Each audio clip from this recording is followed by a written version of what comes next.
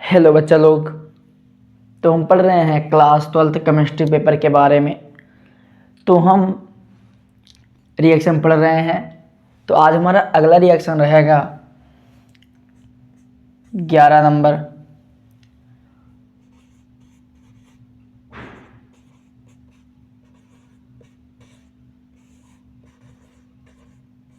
हुंस डिकैरेब क्रिया।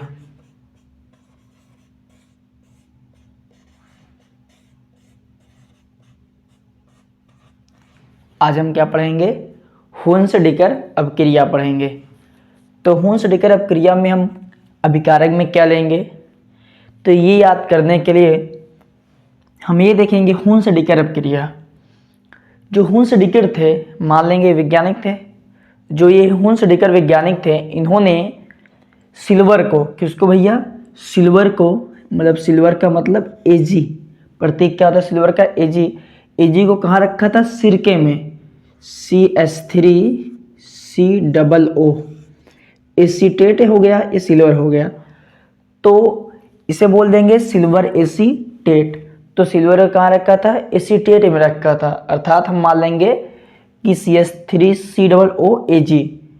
तो हुंस डिकर जो अपक्रिया, जो हुंस डिकर थे, उन्होंने सिल्वर को एसीटेट में रखा था।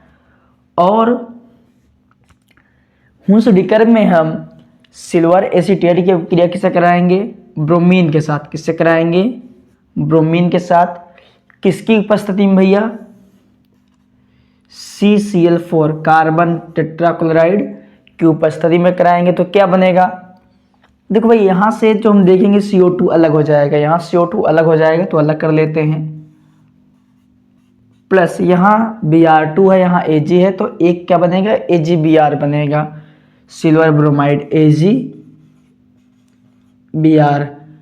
और जो बच रहा है उसे हम लिख लेंगे। बच क्या रहा है? CH3 और यहाँ का एक ब्रोमीन बचा है, तो लिख देंगे क्या? CH3 bromine. ठीक है। तो इसे अगर हम फिर से देखें तो जो हुंस डिकर वैज्ञानिक थे, उन्होंने सिल्वर को किस में रखा था? एसीटेट में रखा था। तो CH3COO क्या होगा? ये पूरा एसीटेट का फार्मूला है, Ag से सिल्वर होता है। तो जब सिल्वर एसीटेट की क्रिया हम किससे कराएंगे? ब्रोमीन के साथ। अगर हम एक बात कहें तो जो सिल्वर का दोस्त होगा कौन होगा? वो ब्रोमीन होगा। कौन होगा? ब्रोमीन होगा। कभी कभी आपको दिखाना पड़ेगा कि कभी का जहाँ जहाँ सिल्वर रहेगा, आपको कहीं कहीं ब्रोमीन सब के लिए देखने को मिलेगा ही मिलेगा। तो कहेंगे सिल्वर एसीटेट की अपक्रिया ब्रोमीन के साथ कार्बन टेट्राक्लोराइड की उपस्थिति में कराने पर हमें ब्रोमो या बोल देते हैं मेथिल ब्रोमाइड प्राप्त होता है। ठीक है, मेथिल ब्रोमाइड प्राप्त होता है। अगर इसकी हिंदी हम लिखें तो हिंदी क्या लिखेंगे? Silver acetate, silver acetate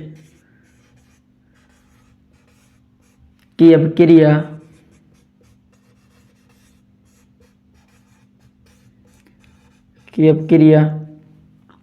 bromine के साथ, ब्रोमीन या ब्रोमाइड, ब्रोमीन के साथ कार्बन टेट्राक्लोराइड की उपस्थिति में, कार्बन टेट्रा क्लोराइड की उपस्थिति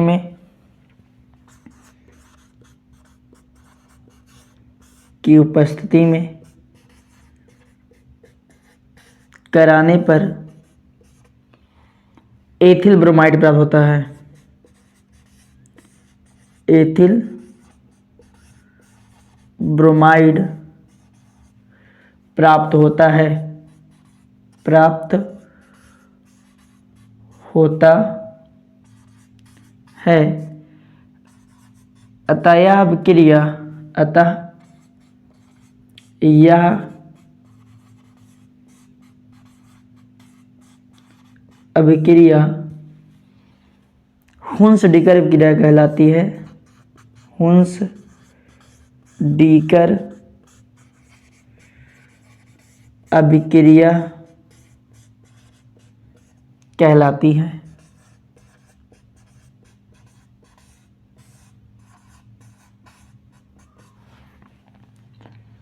अगर हम हिंदी की बात करें तो बोलेंगे क्या कि सिल्वर एसीटेट की अपक्रिया ब्रोमीन के साथ कार्बन टेट्राक्लोराइड की उपस्थिति में कराने पर हमें मेथिल ब्रोमाइड प्राप्त होता है। तो यहाँ एथिल लिख दिए हैं, यहाँ क्या होगा, मेथिल होगा। तो मेथिल ब्रोमाइड प्राप्त होता है, अतः यह अपक्रिया हुंस-डिकर अपक्रिया कहलाती है। ये क्या है भैया, मेथिल ब्रोमाइड है, एथिल ब्रोमाइड नहीं है। क्या भैया, मेथिल ब्रोमाइड है, मेथिल ब्रोमाइड प्राप्त होता है, अतः यह अपक्रिया हुंस-डिकर अपक्रिया कहलाती है। अब हम अगले रिएक्शन की ओर आते हैं, जो क्या है, इटार्ड अपक्रिया नंबर 12। तो इसमें एक अलग से यौगिक याद करेंगे हम, क्रोमिल क्लोराइड।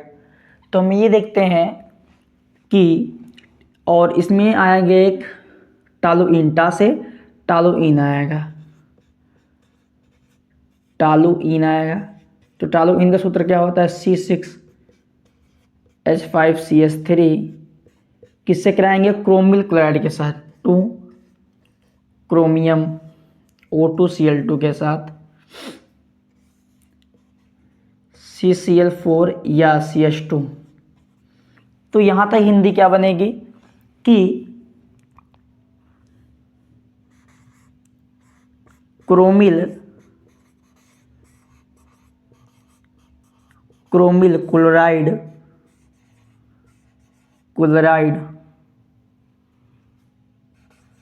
को CCl4 या CH2 में विलय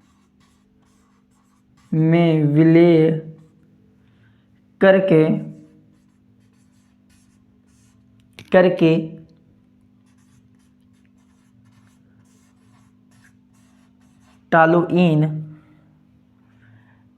टालुइन में मिलाने पर देखो भैया, क्रोमिल क्लोराइड को CCl4 या CH2 में विलय करके टालुइन में मिलाने पर भूरे रंग का, भैया क्या, C6H5CH3 इंटू 2 क्रोमियम O2Cl2, भूरे रंग का जटिल यौगिक, भूरे रंग का जटिल यौगिक बनता है। क्या भैया, कराने पर भूरे रंग का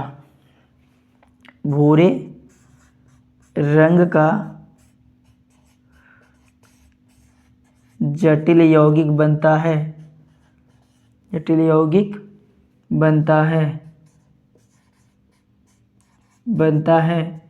अब इसका क्या कराएंगे भैया, जल अपघटन क्या कराएंगे, और 4H2O लेंगे, इसका जल अपघटन कराएंगे तो बने क्या, बेंजल्डिहाइड। क्या बनेगा, बेंजल्डिहाइड। तो C6H5CHO बनेगा प्लस H2, आगे 2 कर लेंगे, क्रोमियम O2 प्लस 4HCl, ये बनेगा। तो बनता है, जिसका जल अपघटन कराने पर,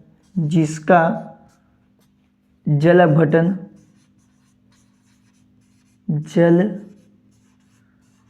अपघटन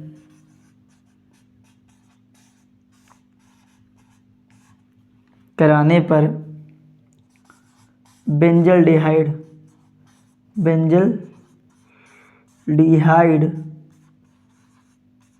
प्राप्त होता है।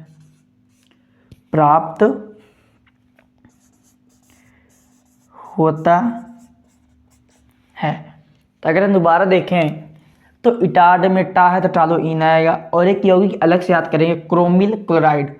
तो क्रोमिल क्लोराइड को CCl4 या CH2 में विलय करके टालुइन में मिलाने पर भूरे रंग का जटिल यौगिक बनता है, जिसका जल अपघटन कराने पर बेंजल्डिहाइड प्राप्त होता है। ये क्या है भैया, बेंजल्डिहाइड प्राप्त होता है। अतः यह अपक्रिया, क्या भैया, अतः यह अपक्रिया अतः यह अभिक्रिया इटाड अभिक्रिया कहलाती है। इटाड अभिक्रिया कहलाती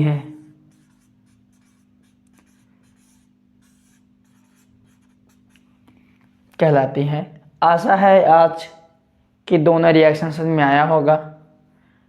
ओके, आज के लिए इतना ही। धन्यवाद।